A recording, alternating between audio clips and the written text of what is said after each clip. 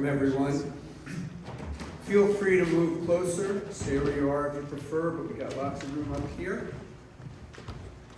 If you wouldn't mind taking a moment to silence your cell phones or turn them off, your choice.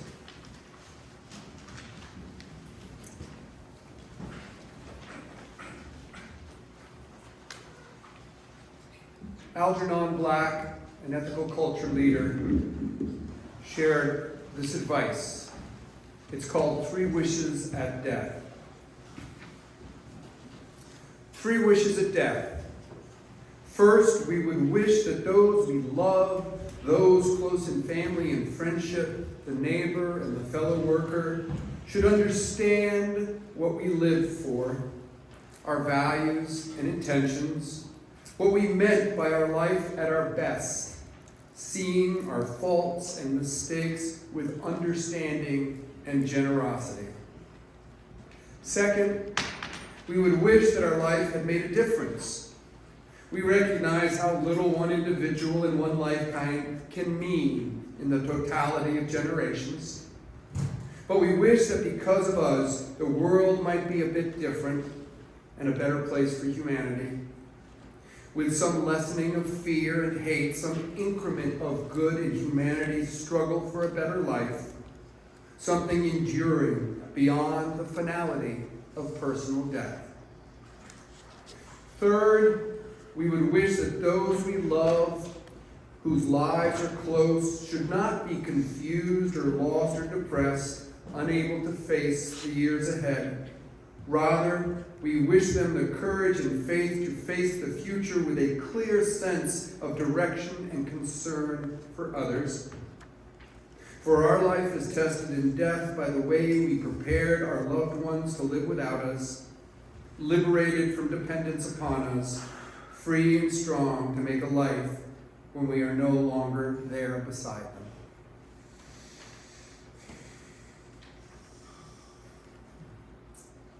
I think we are honoring Bob's 3 wishes as spoken by Algernon Black.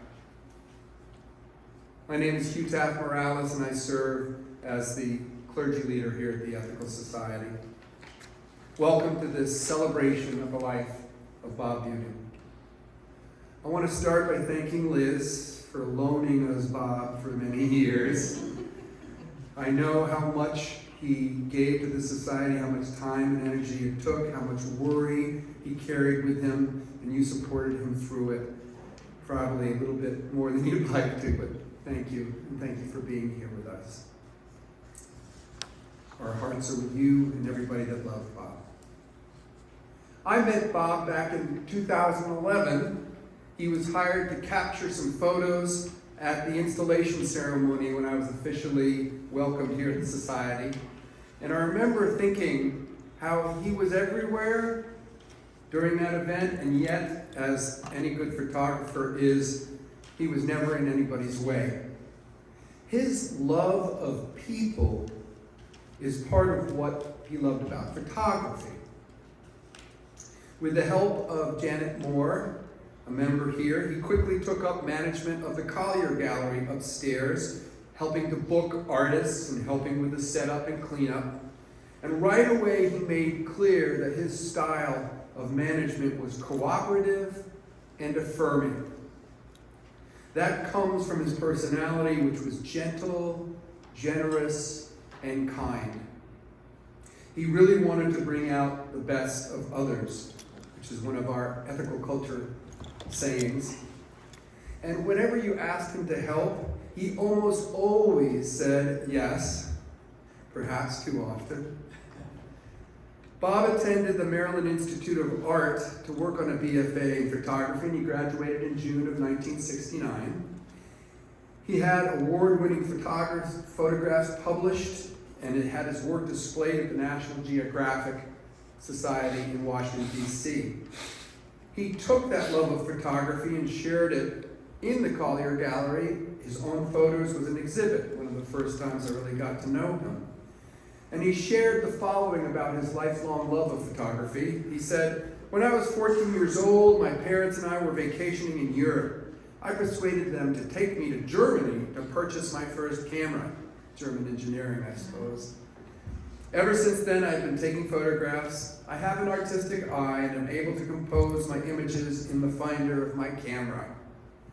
He explained, he said, I'm not a believer in manipulating images in programs like Photoshop. My images are composed in the viewfinder of the camera and printed as is. I am a purist in that regard. I have photographed commercial and industrial photographs as well as some weddings and bar mitzvahs. I love photography and always strive to take a picture that tells a story. Which brings me to storyteller Bob. Bob was proud of being in the old school of photography, and he was that way about people. It was never about quickness. It wasn't about social media. It wasn't about getting on to the next email. I want to share a little bit about Bob because Bob the storyteller. He loved telling stories, and I loved listening to him. You could see him light up when he would begin a story. In honor of that, I want to honor Bob by sharing a couple of anecdotes that Liz shared and Betsy wrote up, capturing a little bit of who he was that might not have shown here. Now, when Bob was 17, he was already a budding photographer. He had the rare opportunity to accompany a renowned scientist to the Northwest Territories of Canada, when he was hired to document the exhibition designed to study the transmission of parasites in migratory birds and mice. To prepare for this exhibit, Bob was sent to D.C. to learn how to dissect a mouse for a 6-week expedition to the Mackenzie Delta at the tip of the Arctic Ocean. Most of his job was photography. He was still required to dissect that mouse, as well as take many detailed photographs of it. He observed a group of Eskimo who, while guiding the exhibition, harpooned a whale. Bob recalled that the scientists spent a lot of time drinking something stronger than the Kool-Aid capsule dissolved in Delta waters that they were consuming during working hours. Now, to my knowledge, Bob was not a heavy drinker, and I think this struck him as something unusual for scientists to be involved with. During the mid-60s, when Bob was attending the Maryland Institute of Art, the main classroom building was located in an old train station right next to the tracks. When the trains went by, as they often did, the instructor would have to pause while the building shook. As a student, Bob's favorite form of attire was khakis and homemade button-down shirts. His mother was a dressmaker. I think that was his favorite attire well into his later life. His fellow students at the time, however, had tie-dyes and nose rings, so it was very easy to pick out Bob from the photographs. Again, it was that old school Bob. By the late 70s, Bob owned a series of stores known as Shutterbug stores. I had to look up what that was, but it was about, for the person who was a real photography bug. It had lenses, specialty crafts, very homey, and it was about giving advice. When Bob talked about that store, it wasn't about moving merchandise. It was about meeting people's needs. For the wedding display, the main window featured not only brides dressed in traditional wedding gowns, but second wedding photographs, featuring a mini explosion of southern bell gowns as an alternative to the traditional look. I imagine that Bob was very good at being a store owner and a photographer because he was so good with people. Sometimes you get more than you bargained for in that range when you are the president of an ethical society. You're dealing with people all the time. Bob served on the board here for 8 years, 6 of those as president. And those were tough years. If you'll remember, this is from 2016 to 2022. For the first half of his time as president, our nation was trampled on by another president who took on the values and institutions that we cared about, the idea of the worth of every person, social justice, and ethical relationships, and trampled them. And for the second part of Bob's presidency here, COVID struck, making it harder to maintain real, in-person human relationships. Those relationships fueled Bob. They were his daily bread. Few people like Bob are so much of a people person, and that made his work tough during COVID. He liked to be with people together in the same space. He loved to stand where I'm standing right now on Sunday morning, because for most of our history of the Ethical Society, the person presiding at our Sunday morning programs was the president. He loved to preside. A few times I suggested we rotate the duty of presiding, and he bristled. One of the few times I saw Bob bristle, it wasn't his style. He was so easygoing and gentle. But he liked to preside, not because of ego. It was not a power trip. It's not easy to do it every Sunday morning. But he loved to preside because he loved welcoming us all. He wanted to make sure that we all knew how he appreciated being with you. He wanted to let you know how much he appreciated you trying to make the world a better place. Now, while I like to do that too, I'm a bit better adapted to Zoom than Bob was. And I also find emails a very convenient and effective ways to communicate. Not so much with Bob. When I went through my emails with him, I was amazed at how many times I would type out an issue or a problem, and he'd give me a very short reply. He says, "Interesting. When can we meet?" He wouldn't reply on email. He would want to work things out. He preferred to do that in person.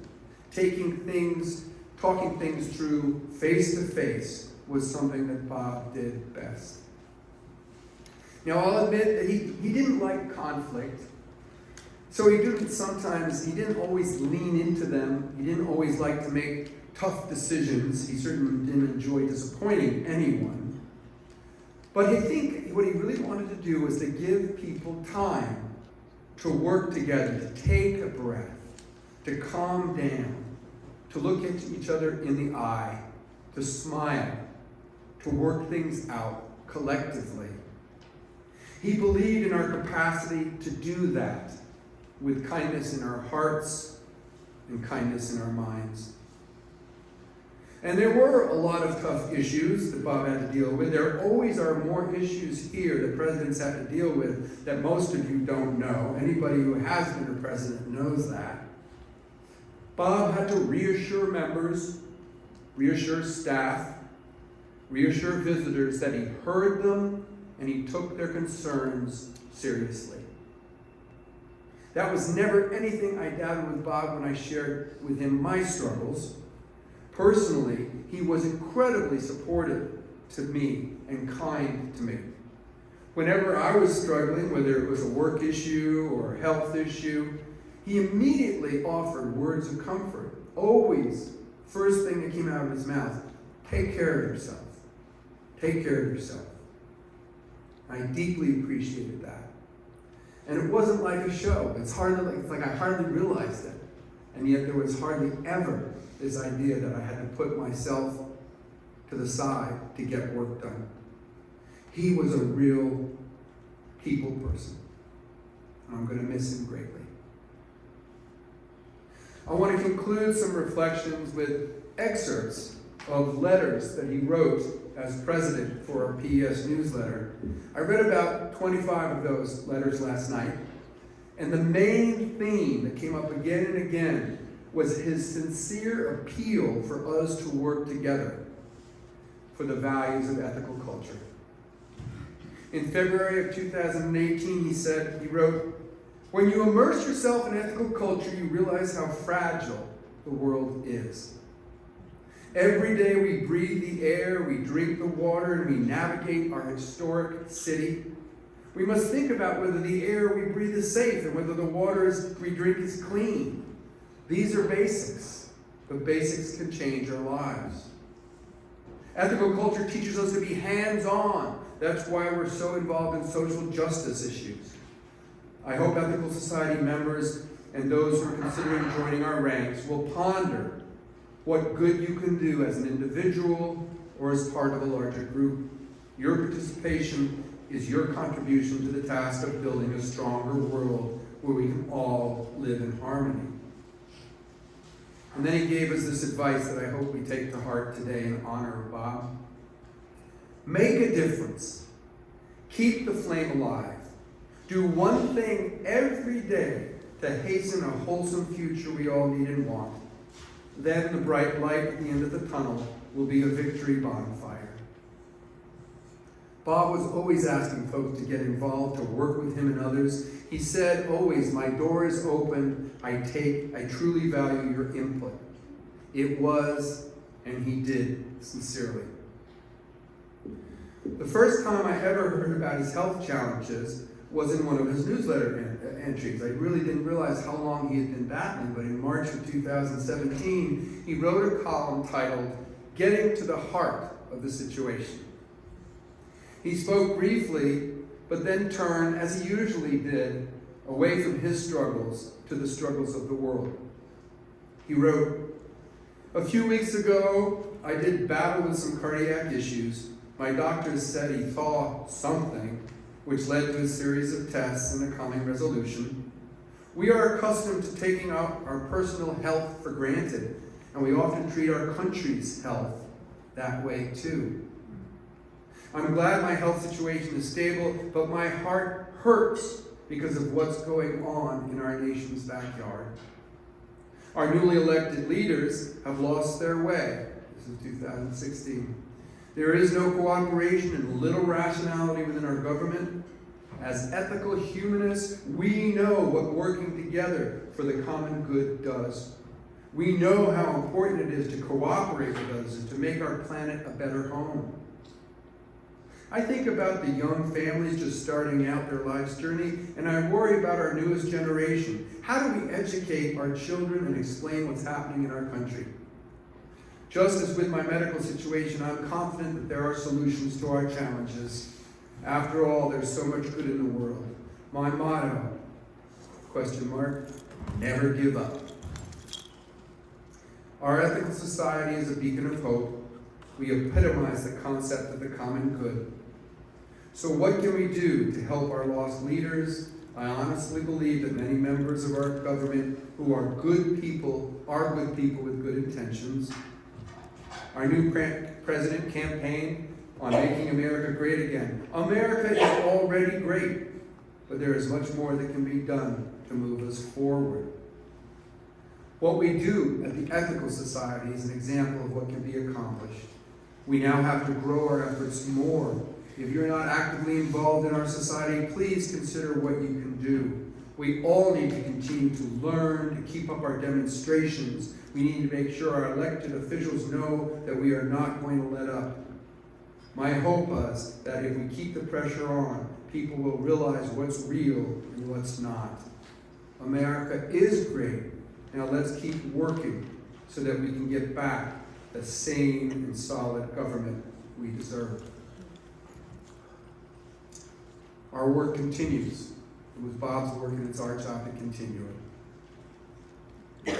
Before we move on to some more music that Bob loved and see a slideshow, I want to share a little bit about how much Bob loved music, which is one of the things he talked about with a gleam in his eye.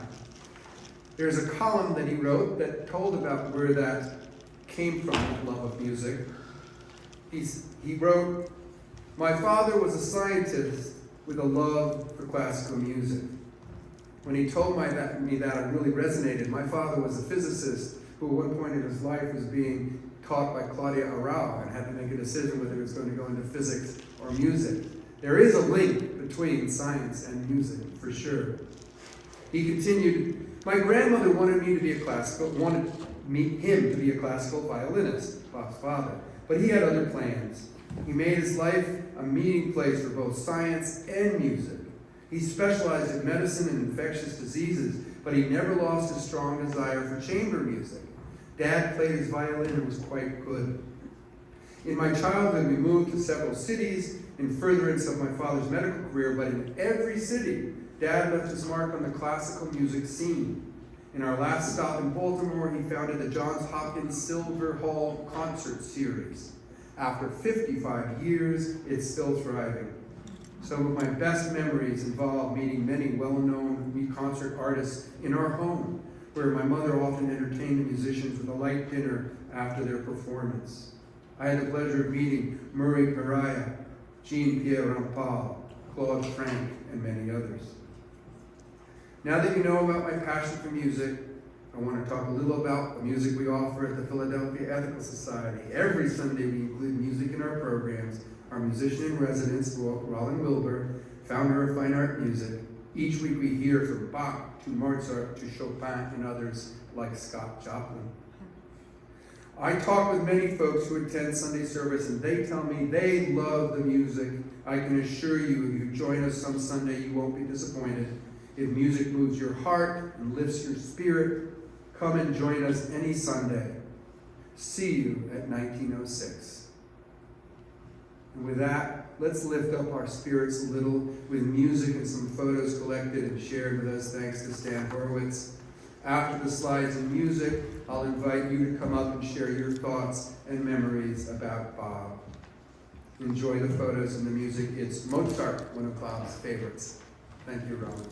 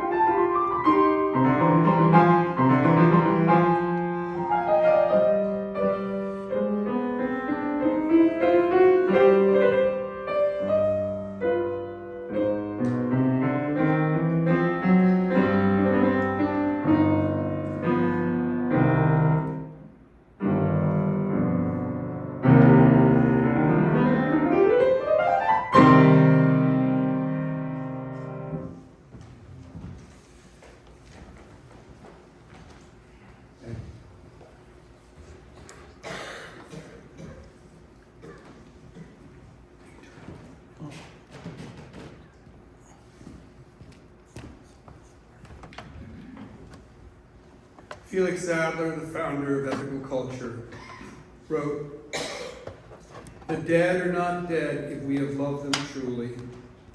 In our own lives, we give them immortality. Let us arise and take up the work they have left unfinished and preserve the treasures they have won and round out the circuit of their being to the fullness of an ampler orbit in our own." Take a moment to take a deep breath.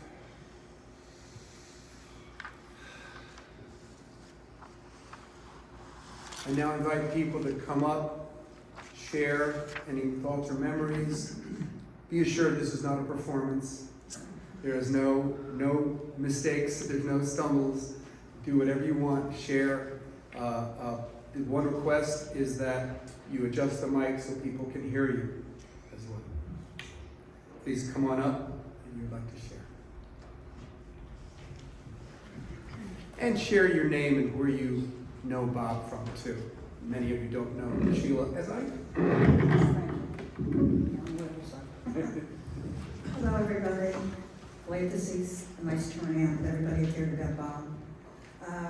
Funny story, Bob and I used to have conversations outside of our CVS at 19th and Market. And one day he was driving down the side street, and he said, "I want to talk to you about where I used to work at 2101 Co-op, which we have several people here from there." And we went for coffee, and from there we became friends. He was the kindest, most gentle, most loving soul. No matter what went on, he always thought about everybody else. And he added such joy to my life. And I know to those of you whose heart he touched. He loved being here. He had a wonderful relationship with you. He had the utmost respect for him. And funny, because I know you from when I worked at 2101. He used to stay in the guest suite, and we know each other a very long time. It's about 20 years. Yeah. So when Bob told me he was president here, one day we came over to visit, and I know he's been here with Liz several times.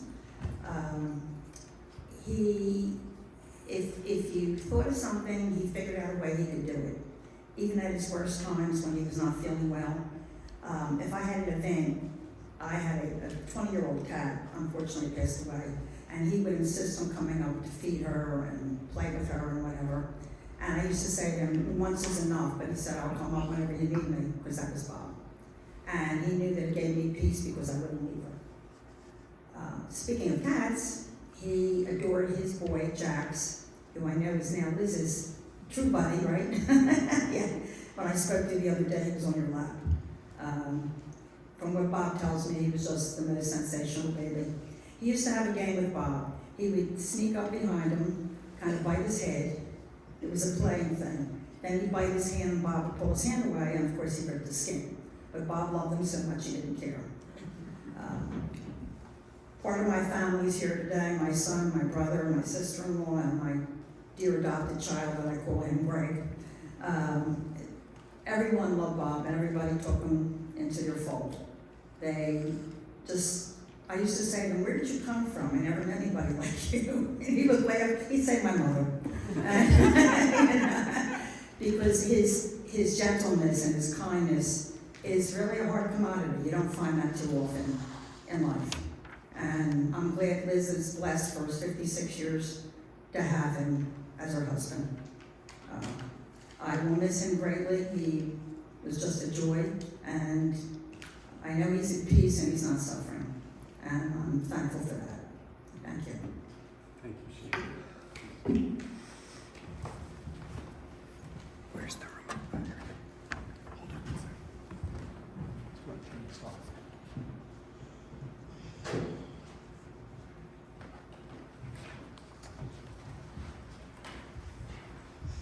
I have asked permission of Liz to hold this up.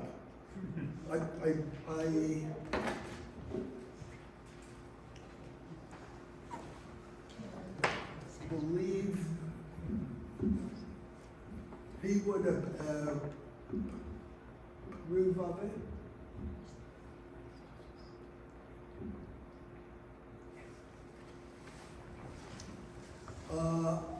And I have a brief story to tell also. This was years ago when he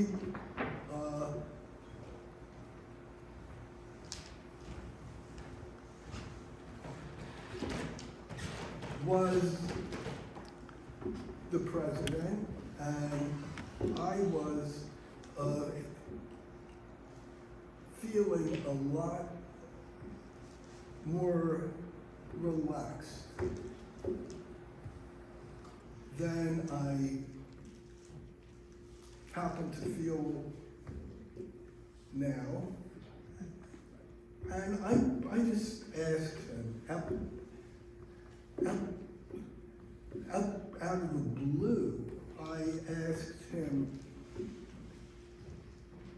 how about if one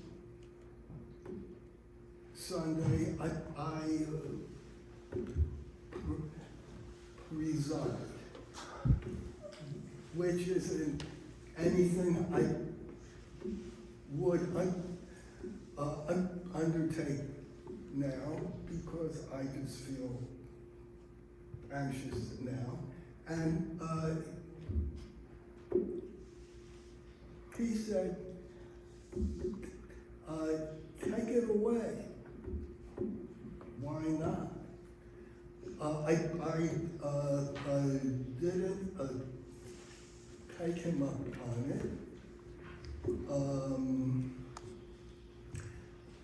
But it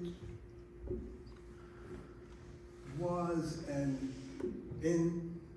indication to me that he had more confidence in me than I have in myself. So, maybe one day I'll take him up on it. Thank you. Not yet.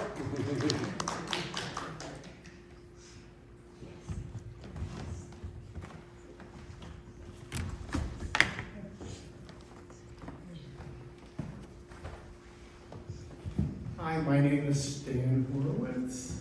Bob and I met in 2015 right here in this room for the first time. A little bit before, I believe, he became president, and he quickly encouraged me to become a member and get involved. So I am.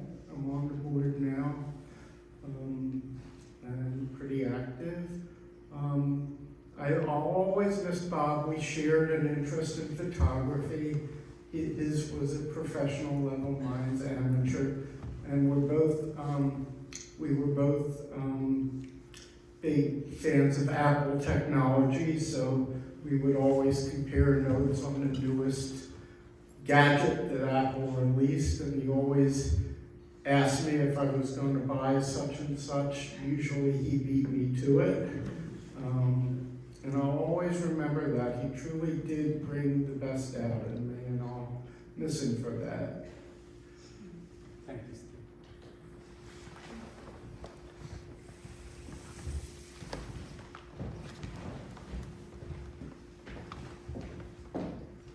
Hello, everyone. Hello. Don't know if you remember me. I'm Cynthia Hudgens. I was a professional cleaner here at the Ethical Society for a couple years. And I met Mr. Bob, and every time I saw him every day that I saw him, he greeted me like he didn't see me before. Like I was a brand new person. And I just think you had a wonderful husband, and it must have been a true blessing to spend the time that you did with your husband. And I'm here because of that, to say that he just was a wonderful guy, Mr. Bob. That's how I saw him. Thank you. Nice to hear you again.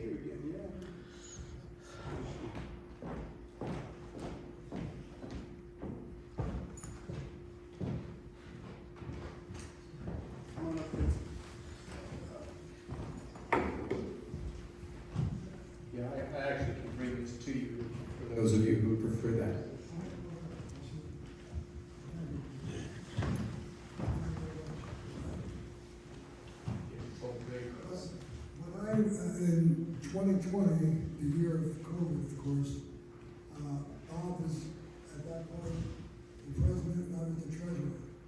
And once a week, we had to make our way into this, can you hear? Yeah. Once a week, we had to make our way into this building, and the very confident and friendly Cheryl always gave us a warm greeting. But we had to do that week after week after week. And I came to know him very well by that activity. Sometimes Bob had to be called into the building at 9 o'clock in the night, 10 o'clock in the night, 11 o'clock in the night, for this problem or that problem. Because keep in mind, with the pandemic, no one else was in this building. And never once did I hear Bob complain about that particular duty. Also, you may recall, many of you, our custodian Greg. Greg was not very healthy during that particular year, and Bob went out of his way to really give him assistance and sometimes help him to get down to his home in South Carolina. And as Bob and I spoke over the years, I found out that Bob was a volunteer at the St. John's Church on 13th and Chestnut. I found out that he was on the board of Penn Center, and he was just basically a very, very good and giving man. And one thing I remember vividly, I think it was November, I was walking for my weekly visit here, and I saw Bob walking from 20th Street. Bob didn't walk very much, and he was carrying orange juice and cakes. And I was perplexed a little bit, and then I saw him give it to some street person. I don't recall if that person's female or male, but that really impressed me that he was that kind to that particular person. So over the years, Bob and I became close friends. I spoke with him for 2 weeks, or maybe even less. And Lala and I often went to breakfast with him and Liz, and sometimes Steve and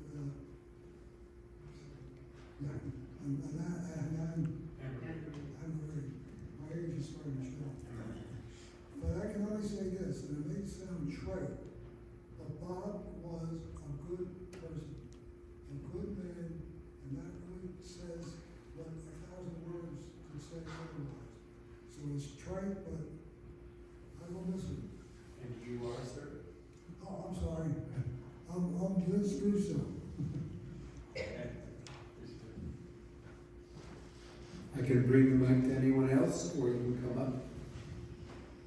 Hi, I'm Nina. Bob was my BFF, and I got up this morning thinking, WWB do. What would Bob do? Hold the mic close. Oh, sorry. I want to thank everyone. I want to thank Bob. I believe he's here. I know Tim is watching. I know Leanne is watching, and on and on and on. So I would just like to kiss, as in keep it simple, stupid Liz. I'm trying to obey. And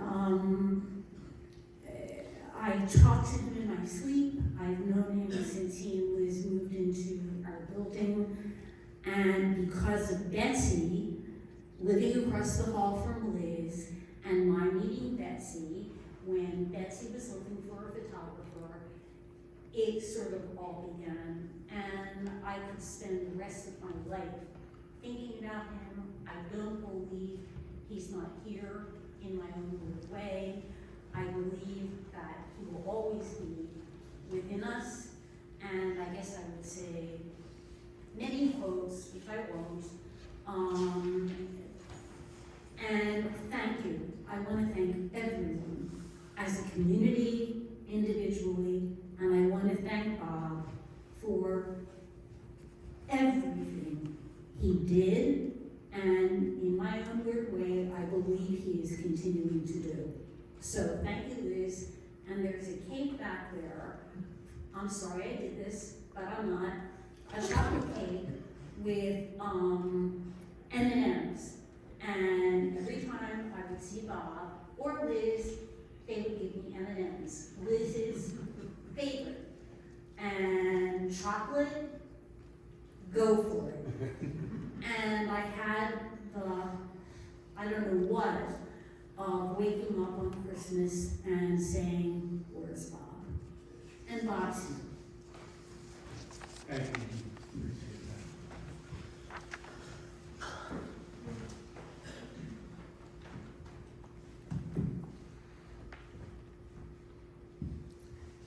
My name is Sylvia Metzler, and I'm a member here of the Philadelphia Ethical Society. And I first also want to thank Liz. Bob spent a lot of time here, and when he wasn't here, he was thinking about us. So I really want to thank Liz, as she pointed out, for sharing Bob with us for so many years. When I retired about 10 years ago, I was looking for a community. And between Bob being leader here and Hugh being our pastor, I felt so welcome. I thought, this is it. This is where I want to come. And I've been a member ever since. And I give so much credit to Bob and to Hugh also. So as you've already heard, Bob was the president of the board for years and just gave himself to us in so many ways. And I want to point out a particular way that meant a lot to me. Soon after I started here, we formed a new organization called the Ending Racism Task Force. And right away, Bob supported us. And in addition to our regular meetings, we decided to have a monthly potluck where we would get together in person, have a meal, and share a topic and discussion. And we had a hard time finding a venue for that. Well, you know what Bob did? He rented space for us at the condo where he lives, a large space where we could have tables for our food and a kitchen and space to have our circles and discussions. Not only did he provide that space for some of us who drove, he arranged for us to have free parking in the garage. I mean, he was just amazing, and I'll be forever grateful to him for his support in so many ways, and especially with our task force. Thank you, Sylvia.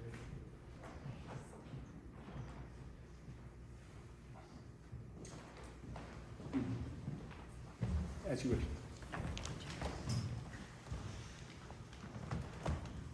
Thank you, Hugh.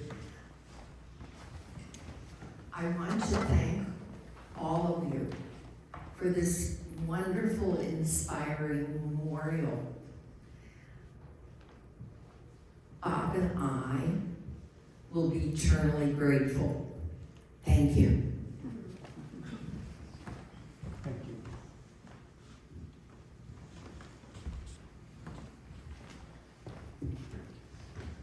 My name is Harry Thorne. I'm a member here. And over the years, many of us became friends of Bob and Ruth as well. We miss them. It seems that they left us a little too soon.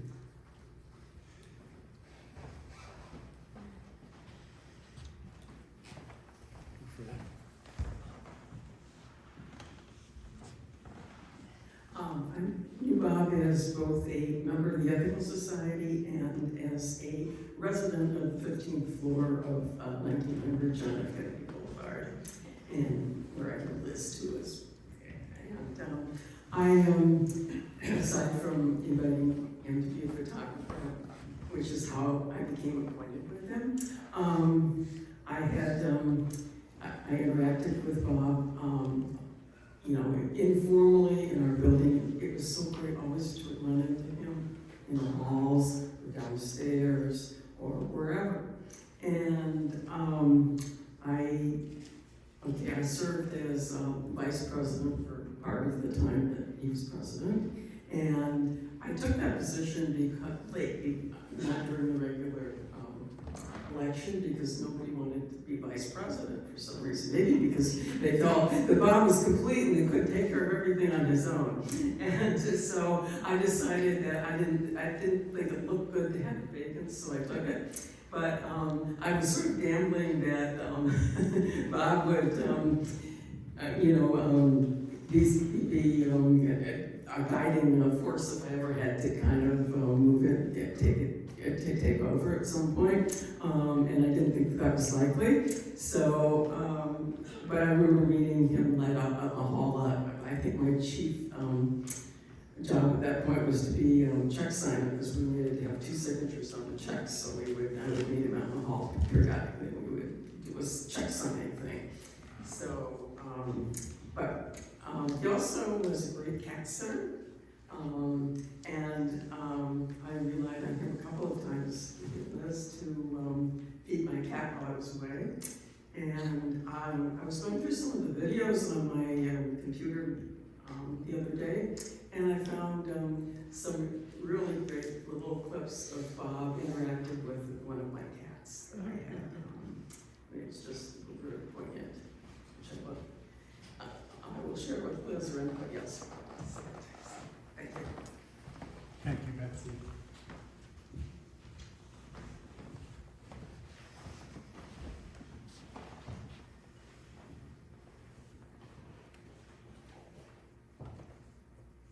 Thank you all for sharing.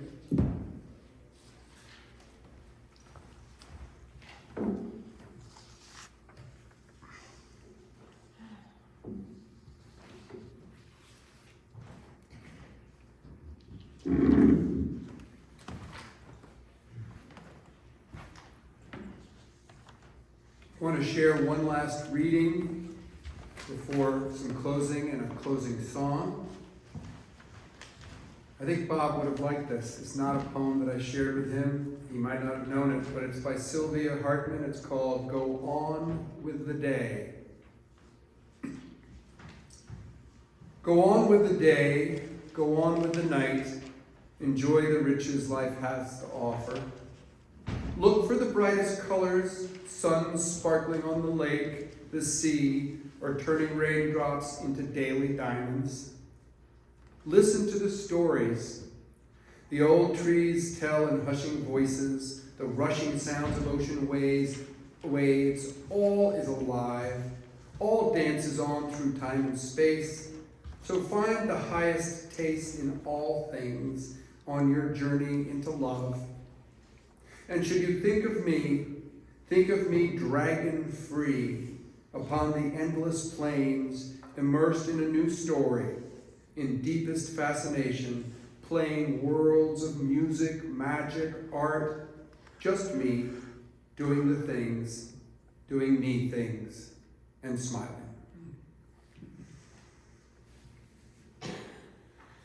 Thank you, so many people helped for today. I probably will not get them all, but I want to thank, and Bob will be the first one to want me to thank everybody here. Thanks to Denise and Sally and Carol and John and Betsy and Stan and Mark and Rollin and Robert and Julia and Richard and Carol and Denise. Who did I forget?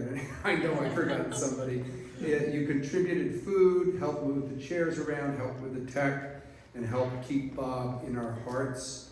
These lovely flowers that were given, please, please, please take them home. Don't wait for somebody else to take them home. Everybody says, I'll wait if nobody takes it. But please take them home, put them in your house, and think of Bob when you look at them. Please also sign the memory book in the back. Share a good memory or a good wish that Liz can read later. And finally, stay for the refreshments as you can.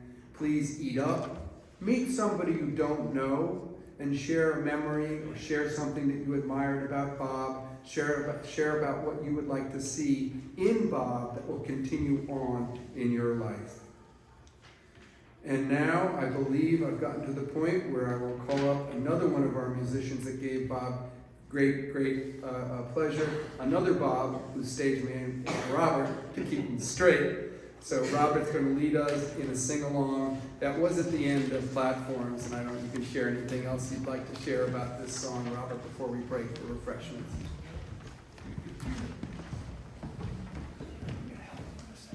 Great.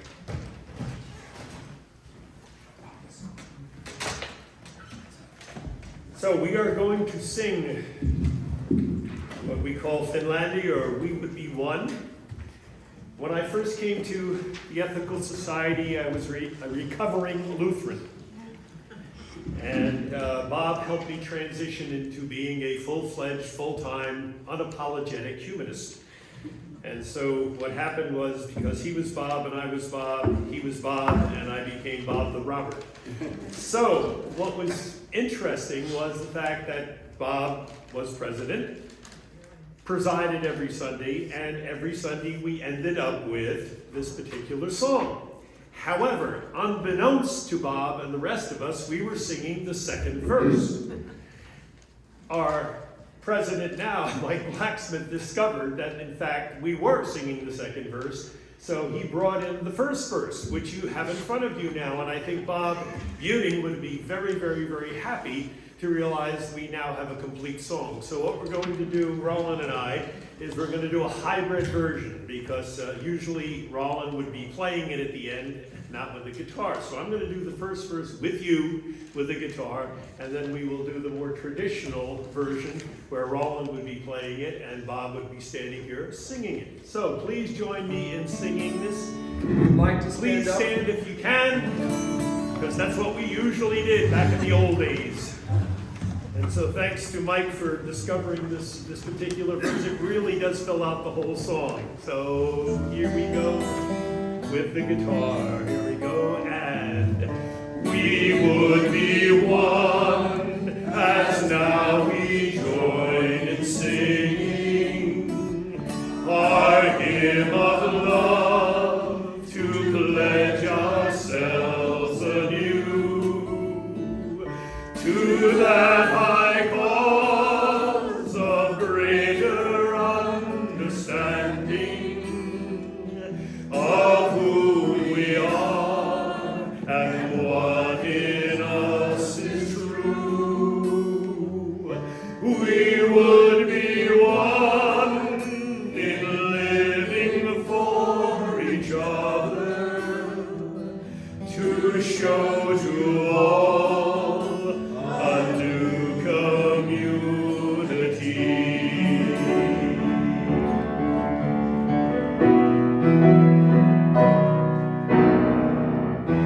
We would be one in building for tomorrow, a nobler world than we have known today. We would be one in searching for that meaning which binds our hearts and points us on our way. As one we pledge ourselves to greater service, with love and justice strive to make all free.